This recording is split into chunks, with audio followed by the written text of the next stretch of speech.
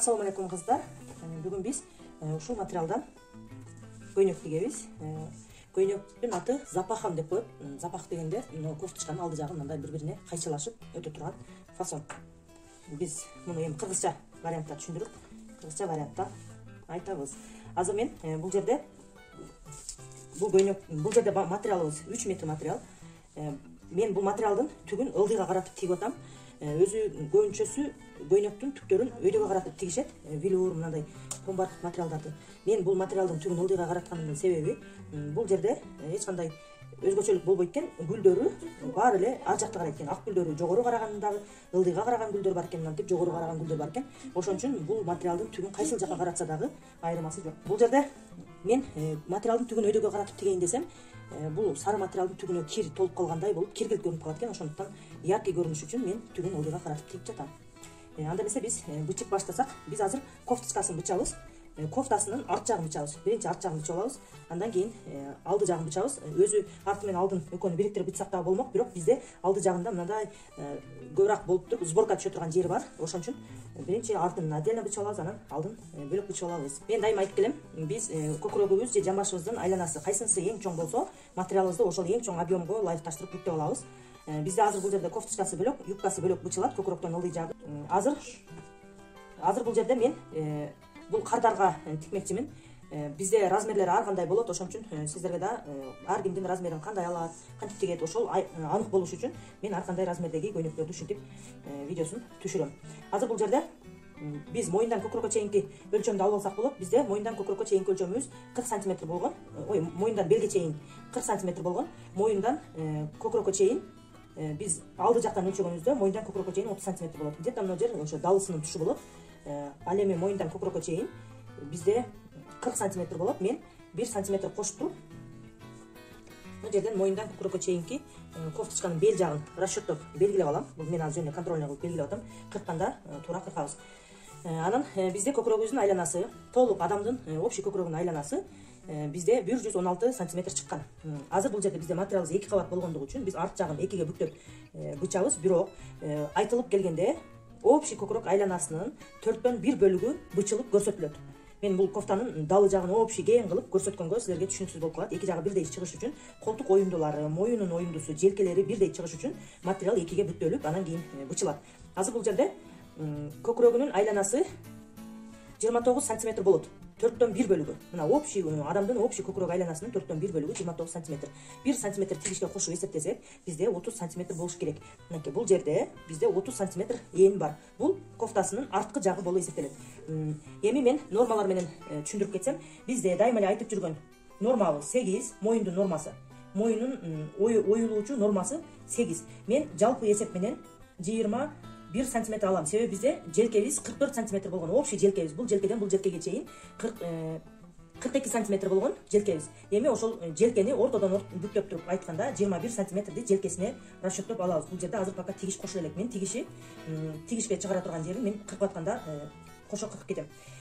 Нормалар боюнча айтсам, 8 бул далылуу аял. Ошон үчүн бизде моюн оюндубуз норма 8 менен эсептелет. А так өзү норманын моюн оюндусунун нормасы 7 см болот. Азыр бизде моюн оюндусу 8 см болду. Эми бул жерден биз арканкы детальды бычып жаткандыгыбыз үчүн моюнун артына 3 см түшөбүз дагы. Ушул 3 менен 8ди туташтырабыз. Да, плавный сызык менен моюнун оюндусун туташтырабыз. Анан бул жерде биздин жалпы эсеп менен желкебиз 21 см болгон. 21 см биз ушул жерден ылдыйга карап дагы 3 см ылдыйга түшөбүз. Эми биздин основной желкебиз ушул жерден башталат. Плечевой жерибиз ушул жерден башталат. Мына мен бул жерди мынтип туруп белгилеп коеюн. Бул биздин желкебиз. Эми бул жерден биз колтук оюндусун чыгарыш үчүн ушул желкеден, мына желкенин өлчөнгөн жеринен ылдыйга карап 20 см түшүрөбүз норма боюнча. Бирок бул жердеги эженин мына колунун булчуң жагы жоон болгондуктан мен бул жерден 21 см ылдый түшүрөм. Мынакей 21 см. Бул жерди мындай кылып туруп белгилеп алабыз. Ушул жерден бизде колтук оюндусу пайда болот. Колтук оюндусунда бизде далыда ушул түшкөн линиядан бир аз жарым сантиметр сыртка чыгарып эсептелет арткы жак. Мындай бир аз жарым сантиметр сыртка карап эсептелет. Эми биз ушул жерден колтук оюндусунун линиясын сызып алабыз. Бул атайын линейка менен сызсаңыздар да болот, болбосо бул жерде 3 см биссектриса айтып жүргөн мен дайыма эле. 3 сантиметр толугураак аялдарда. Эгерде арткы жагында көбүнчө арткы жакта чоңураак биссектриса чызылат. Биссектриса деген бул бурчектен бул жака карап чыккан түз сызык. Ушул жерди азыр ала турган болсок, мынакей 3 сантиметр биссектриса эсептелип атат. Кааласаңыздар мындай колтук оюндусун өлчөй турган линейкалар болбосо, бул 3 сантиметр биссектрисаны биз мындай буруп кол менен чийсек дагы болот. Мынакей бул жерден мына жерге байланыштырабыз мына сызыкты. Мына бул уже бизде колтук оюндусу оюлду деген сөз. Мынакей. Эгерде мындай линейка жок болсо, биссектриса менен иштесек болот. Арткы деталь 3 сантиметр. Алдыңкы детальдарда өзгөрөт. 1,5, 2 ар кандай өзгөрөт. Мына ушинтип биздин кофточкабыздын арткы жагы бул жерден азыр түз эле сызык түшөт бизге.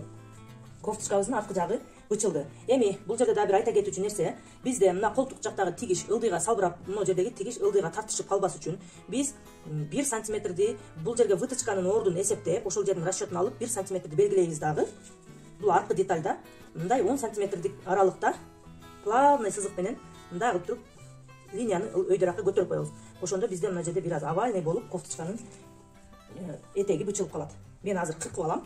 Мынакей кыздар, биз арткы деталыбызды бычып алдык. Кофтабыздын бул арт жагы. Мынакей бул чоң айымдарга тигиле турган көйнөктүн кофтасы. Мынакей биз 2 кабат кылып бүктөп бычканда ушундай болуп бычылды. Эми биз алды жакты өлчөшүбүз керек, алды жакты бычышыбыз керек. Бизде бирок алды жагыбыз моделдештирүү менен кетет.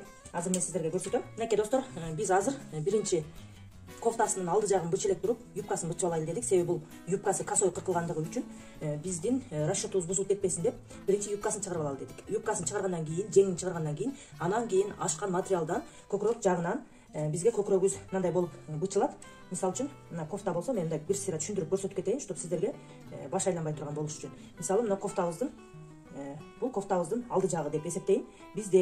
Ошондо бизде кофтабызда мындай болуп бычылыш керек. Мисалы, мына колтук жактарын оюу даярдап келген болсок, бизде бул жактан мындай ашыкча материал кыркылыш керек да. Себеби бул сборка менен барып туруп, анан кийин көкүрөктөн бул жагына мындай кирип кете турган болуп бычылыш керек. Ошондуктан мен ошол материалды эң акырында ашкан материалдан кылайын дедим. Себеби азыр биз полусолнце юбканын этек жагын бычканда материалыбыз кыйгач кыркылат. Ошондуктан бизде бир аз материалдын расчету жоголуп кетпес үчүн мен азыр юбкасын бычып алам, анан кофтасына жеңин бычып алып, анан кийин кофтасын бычам. Себеби бул жерде түктүү материал болгон үчүн материалдын түгүн нары бери каратып тиккенге невозможно болуп калат. Ошондуктан биринчи юбкаларын бычып алабыз. Азыр бул жерде биз материалыбызды, мынакей бул материалыбыздын эни, чоюлчак жагы, а бул болсо кромка жагы. Ушул бурчекти бул жака каратып бурчегин чыгарып бүктөдүк. Ошондо бизде материалыбыздын кромкасы бир тарабына келип калат. Бул жерден азыр биз белдин айланасын чыгара алабыз дагы. Кофтасы уже бычылды. Кофтадан ылдый жагы бизге 82 сантиметр болуш керек экен, готовый. А бул чоюлчак материал болгондугу үчүн тигип бүткөндөн кийин оорлошуп ылдыйга сүлкүлдөп түшүп турат. Азыр мен көрсөтө турган нерсе, бул жерде белинин айланасын өлчөп алышым керек. Белинин айланасын мен азыр сиздерге көрсөтүп кетем. Коэффициент менен чыгарып эсептейбиз. Ошондо бизге туура так бел айланасы өлчөнөт. Мисалы, бул жерде бизде белине эч кандай сборка, мындай сборка тикпейбиз. Ушул эле турган турушу менен мына кофтанын мынау жерине тигебиз. Кээ биркилер мындай өлчөйт да. Мына аралыкты өлчөйт дагы, ушул аралыкты мына жерге коюп туруп, мындай кылып туруп кыркышат. Мындай кылып кыркат дагы, анан мындан ылдый жагын юбка кылып эсептешет. Азыр мен белинин айланасын 4кө бөлүп эсептейм дагы, мен коэффициент менен чыгарам. Себеби коэффициент менен өтө так, точно чыгат. Мынакей кыздар, бизде белибиздин айланасын дайыма өлчөйбүз. Белибизди өлчөгөндө канча боштук кошобуз, канча кеңдик кошобуз, ошонусун кошуп өлчөйбүз. Мисалы, кардардан сурап атканда, белинин айланасы мындай чыга турган болсо, белиңизге канча кеңдик кошоюн, 5 сантиметрби же 10 сантиметрби деп туруп, кардардан сурап туруп, анан кийин кошобуз. Анан кийин бул жерде бизде азыр общий белибиздин айланасы 108 сантиметр болгон. 108 сантиметр биз мына юбканын белин чыгарыш үчүн жөн эле божомолдоп чыгарып койбойбуз. Себеби жөн эле божомолдоп расчеттоп чыгарып койсок, мына жактан ашыкча материалдар болуп калышы мүмкүн. Ошон үчүн бизге так өлчөм чыгарыш үчүн биз азыр мынтип чыгарабыз. Общий бел айланасынын өлчөмү 108 сантиметр. 108ди 4кө бөлөбүз.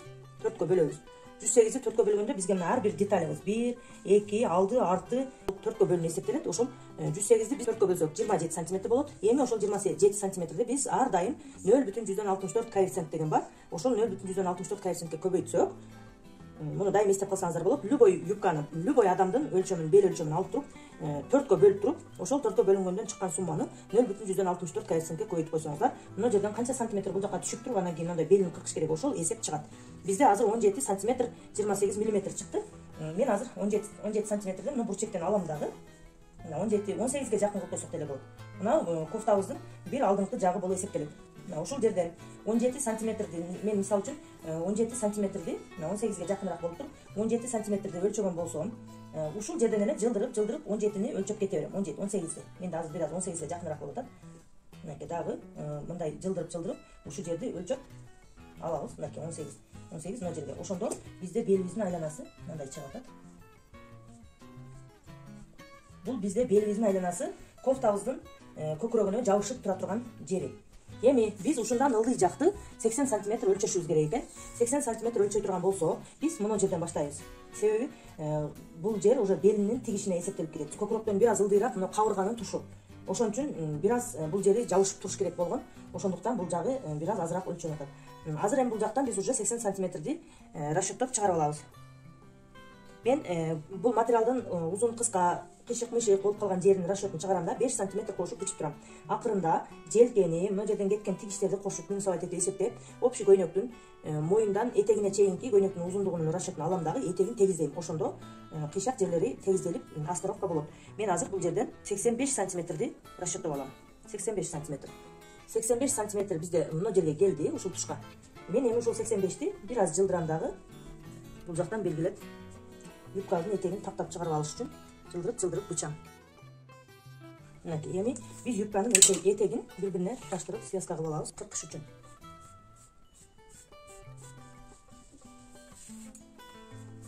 Бул азыр юбкабыздын бир эле бети болуп бычылып атат. Азыр экинчи бетин ушуга беттештирип бычып коебуз.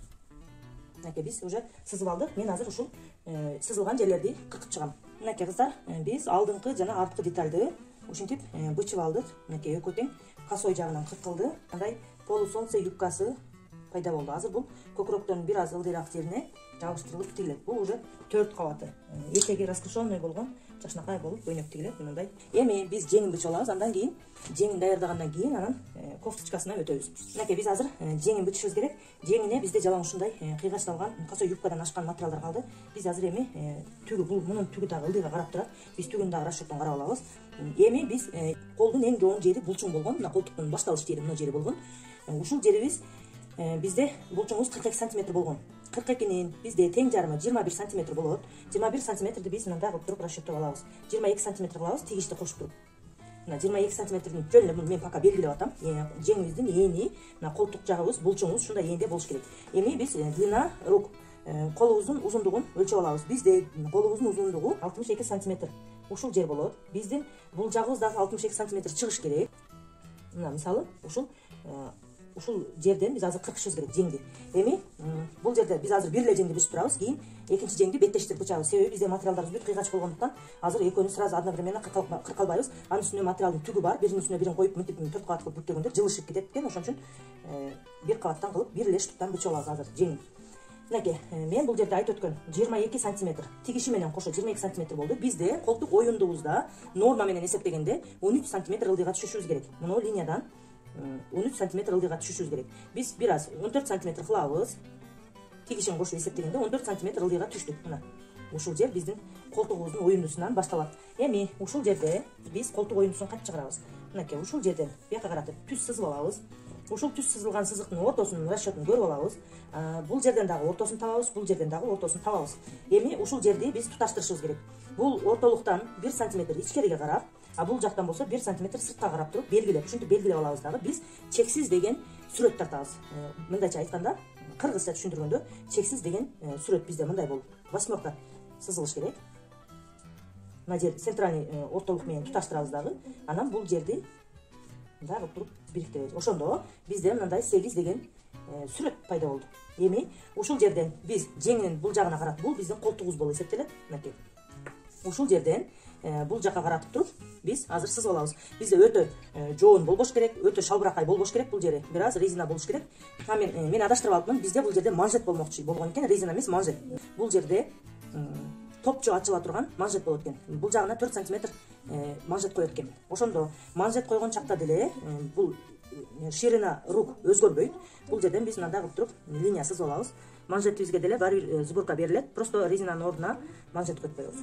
Мынакей, ушинтип биздин жеңибиздин өлчөмү белгиленди. Азыр мен бул жерден тигиштин расчетун алганча кыркып кетем.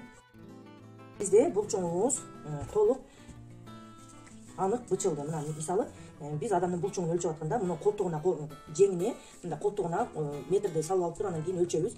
Полный тегерегин өлчөйбүз. Азыр ошонун тең жарымы бизде мынакей 22 сантиметр чыгып атат. Бул бир аз боштугу менен кошо, кеңдиги менен кошо эсептелип атат. Мынакей ушинтип биз жеңибизди бычып алдык. Эми бул жерге расечканы белгилейбиз дагы. Биз жеңибиздин алдынын өзгөрүүсүн дагы белгилеп алышыбыз керек. Алдында бизде 1 сантиметр, бул жактан 1 миллиметрден келет дагы, мына ортолукка келгенде 1 сантиметр болуп туруп, алдынан алынып кетиш керек. Мен азыр биротоло ала кетейин бул жерин. Бул жеңибиздин алды жагы болуп эсептелет. Бул жерде мен азыр бир эле кабатынан кыркып атам. Мынакей. Ушул сантиметрди биз колтугунун оюндусуна алабыз. Бул алды жак болот. Бул жерди да белгилейм. Эми экинчи жең менен ушул материалды мындай беттештирип туруп, экинчи жеңди бычамын.